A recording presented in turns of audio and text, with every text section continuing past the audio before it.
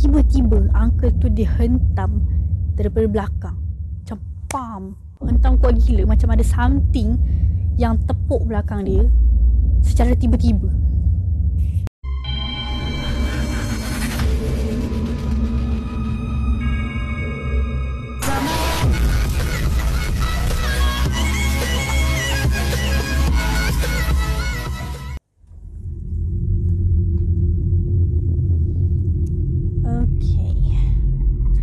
Assalamualaikum, Assalamualaikum, konnichiwa dan selamat datang daripada Intai Jagat channel.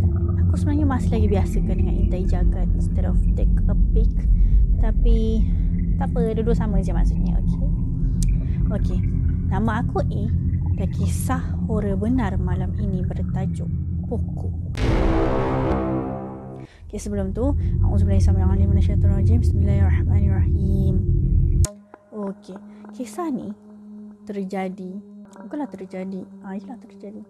Okey, sebelum tu mana aku dapat cerita ni? Cerita ni adalah daripada seorang uncle Chinese ni, yang mana tahun lepas aku ada pergi training tau dekat tempat kerja aku, dan aku dapat cerita ni daripada uncle Chinese tu. So dalam cerita ni kita panggil dia uncle, okay, which is sebab dia uncle lah. Okey, kisah ni terjadi pada tahun 1996. Okay, time tu uncle ni dah kerja dekat Malaysia dan dia sewa rumah dengan kawan-kawan dia, which is housemate lah, ramai-ramai. Time tu dia baru kerja, so memang waktu tu dia muda lagi lah. Aku tak pasti umurnya berapa, tapi time tu dia muda lagi, maybe dalam 20-an, tahun 1996. Okay, cerita ni pendek je. Like, ada lagi beberapa cerita uncle ni yang dia training sebenarnya, tapi biasalah untuk menceriakan suasana. So uncle tu ceritalah kisah yang dirasa menarik untuk membuatkan orang dekat dalam training tu tertarik dan tak ngantuk. Okay, kau tahu tak apa maksud aku? Long story short, time tu maghrib pada tahun 1996, dekat-dekat dengan rumah sewa uncle ni. Time tu maghrib, dan dekat rumah sewa ni, dekat-dekat dengan berhadapan dengan rumah dia, ada satu jalan ni yang ada pokok tau. Like, you know, rumah taman mestilah dia ada pokok-pokok and stuff kan, untuk mencantikkan landscape tempat tu. Okay, tapi dalam banyak-banyak pokok ni, ada macam satu pokok ni yang paling kecil tapi nampak besar. Aku tak tahu macam nak explain, tapi itu yang uncle tu cakap. Pokoknya kecil je, tapi somehow orang takut dengan pokok tu, kebesaran pokok tu. Faham tak maksud aku? Okay, waktu tu maghrib, uncle tu jalan kaki balik kerja.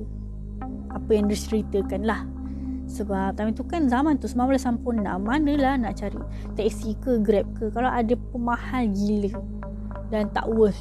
Time tu dia kata dia baru kerja, so mesti ada nak jimat, so dia jalan kaki je waktu tu. Mostly memang orang zaman tu jalan kaki je. Orang zaman sekarang je mengada-ngada kan, semua benda nak naik kereta, tak nak jalan kaki yang mana baik untuk jantung. Tapi tiba-tiba kan aku ni, tak apa. Lepas tu uncle tu jalan kaki sorang-sorang. Time tu waktu maghrib, Chinese, okay, uncle Chinese ni jalan kaki sorang-sorang waktu maghrib.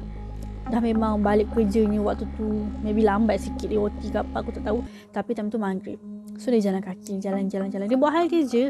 Time tu dia kata memang kerjanya penat, lepas tu dia dah lapar, dah lambat pun kan. Mungkin dia tak lunch ke apa, aku tak tahu. Tapi time tu memang dah petang, dah lapar, dah penat balik kerja. Kerja pula waktu tu baru lagi awal-awal kerja, so maybe tak biasakan lagi diri kan. So jalan kaki sorang-sorang sambil layan kepala. Dalam otak dia ni, dia dah fikir dah sedapnya katil, dapat mandi, dapat terjun ke katil, tidur sedap macam tu kan. Dah penat kan. Lepas tu makan dulu. Dia dah bayangkan makanan, lepas tu nak terjun ke katil. Okay, time dia jalan tu, dia jalan tak kacau orang, dia jalan macam biasa. Time tu tak ada orang tau, sebab dah waktu maghrib, maybe semua pun dah masuk dalam rumah. So dia jalan lah, tak ada budak-budak main basikal ke apa ke, tak ada. Dia memang jalan sorang-sorang waktu maghrib tu. Kau mesti macam pelik, macam apa yang jadi waktu maghrib tu. Dia ni asyik ulang-ulang je waktu maghrib. Siapa lah aku nak cerita ni, ayo. Okey, lepas tu dia jalan lagi waktu maghrib. Aku mention lagi maghrib. Okey, dia jalan-jalan. Time tu dia lalu dekat pokok yang kecil tapi besar tu. Aku tak ingat pokok apa. Mungkin aku ada tulis dekat aku punya Wattpad. Cerita ni aku ada tulis dekat Wattpad aku tahu. Sebab uncle Kalau korang nak baca lah. Tapi tak nak baca, kau tengok je lah YouTube ni kan. Pokok tu kecil, tapi tak ada siapa pun, somehow tak ada siapa pun berani lalu bawah pokok tu. Diorang akan lalu tempat lain ataupun elak daripada lalu pokok tu.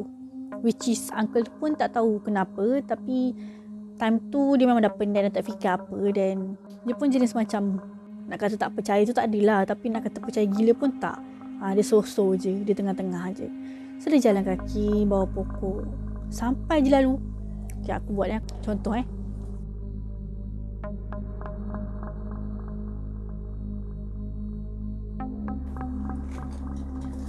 Dia jalan kaki tau. Dia jalan kaki. Di tengah jalan ni tau, tiba-tiba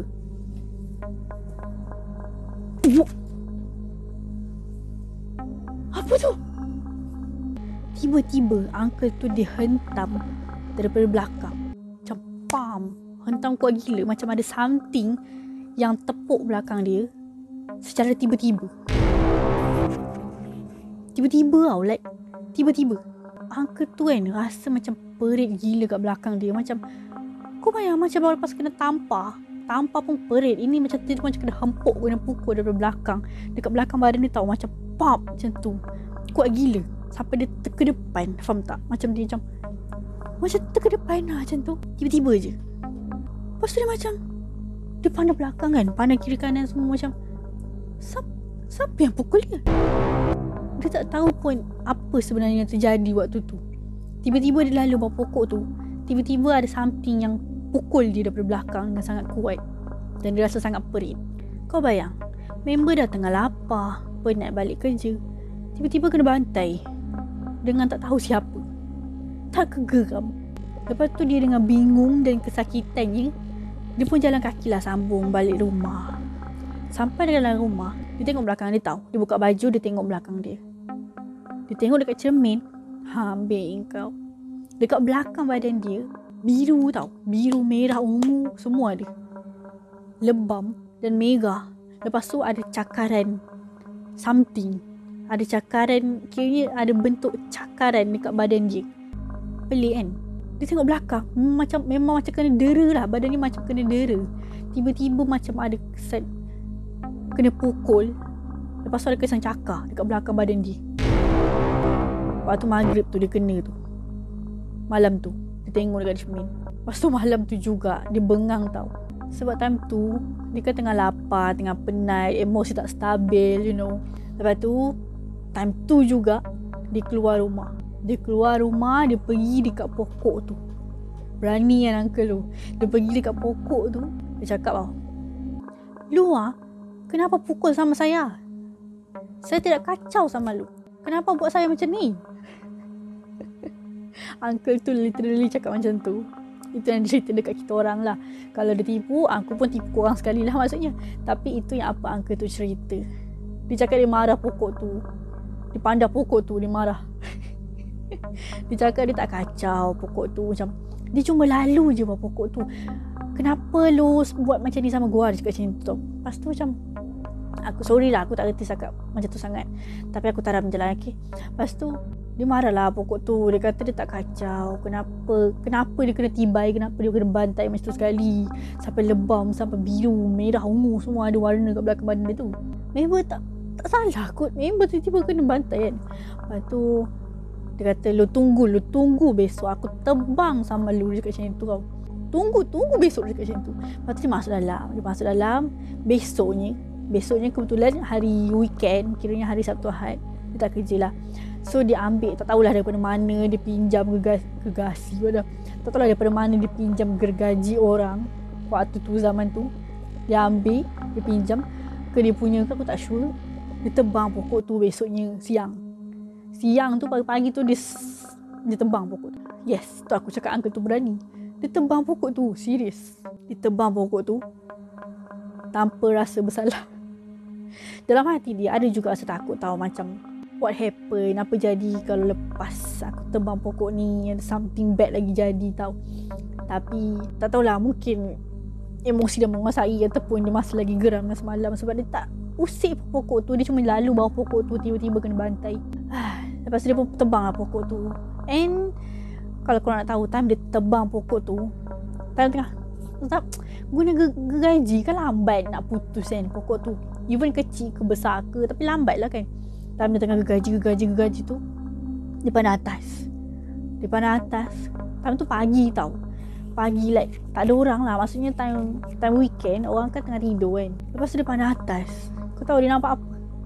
Dia nampak perempuan rambut panjang, berbaju putih, lusuh, dekat atas pokok tu. Dia pegang dahan pokok tu sambil pandang dekat uncle tu dengan muka menyeringai. Terbeliak mata dia dengan mulut menyeringai. Pandang je uncle tu tajam gila. Tapi uncle tu pandang sekejap, lepas tu dia pandang bawah balik, dia gergaji dia tak kisah pun. Dia potong pokok tu sampai habis, sampai botak lah kiranya. Dia tak pandang atas dah. Waktu tu dia pandang, dia ternampak sekali, lepas tu dah. Aku tak tahu daripada mana uncle tu dapat courage, dapat kekuatan untuk tembang pokok tu sampai habis walaupun dia nampak benda tu. Maybe dia bengang sangat kot kes malam tu. Lebam badan dia tu siapa nak tanggung kan. Lebam macam tu berhari-hari kot nak baik dengan kesan cakar lagi. Tapi yelah, you know, emosi menguasai diri. Lagipun kalau kita jadi kat tempat dia pun kita bengang kan. Tapi aku rasa kalau aku jadi dia, aku taklah tebang pokok tu kot. Aku buat tak tahu je lah, lantaklah jadi apa kat situ. Kisah pula aku kan. Asalkan aku tak lalu situ lagi, sudah lepas tu. Tapi nak jadikan cerita lah apa yang uncle ni cerita kan. Dia tebang pokok tu dan dia nampak benda tu. Dan dia kata benda tu tak serang dia pun. Waktu dia tebang tu, benda tu tak serang dia pun. Benda tu tengok dia dengan muka yang marah sambil menyeringai. Tapi benda tu tak lompat kat dia ke apa ke, tak ada apa-apa jadi kat dia lepas tu. Dia kata lepas dia tebang pokok tu, tak ada apa-apa gangguan lagi dekat dia ataupun orang sekeliling dia. Memang tak ada apa-apa gangguan. So aku tak tahulah memang power ke uncle ni ataupun apa. Tapi apa yang dia buat tu berkesan. Maksudnya perbuatan dia menebang pokok tu berkesan waktu tu. Ini apa yang uncle tu cerita So sampai situ je lah cerita tu untuk kali ni. Pelik dan somehow kelakar, tapi kesian juga dekat uncle tu kan. Tak tahulah, setiap orang kan lain-lain kan dia punya cara dan pandangannya. So maybe that's the best untuk waktu tu. Mungkin tu yang terbaik waktu tu, tak tahulah kan. So aku cuma menyampaikan je lah apa yang dia cerita ni. Kalau dia tipu, aku pun tipu maksudnya. Okay, jangan salahkan aku. Okay, sebab channel ni ada tempat aku cerita benda-benda yang kisah benar yang terjadi kat keliling aku. So terpulang kat korang nak tengok, nak percaya ataupun apa. Depends on individual. Bergantung kepada individu juga sebenarnya. Okay. So aku tamatkan kat sini. Yang baik itu datang daripada Allah, yang buruk itu datang daripada aku sendiri. Intai jagat take a peek. Wujudnya memanggil cerita.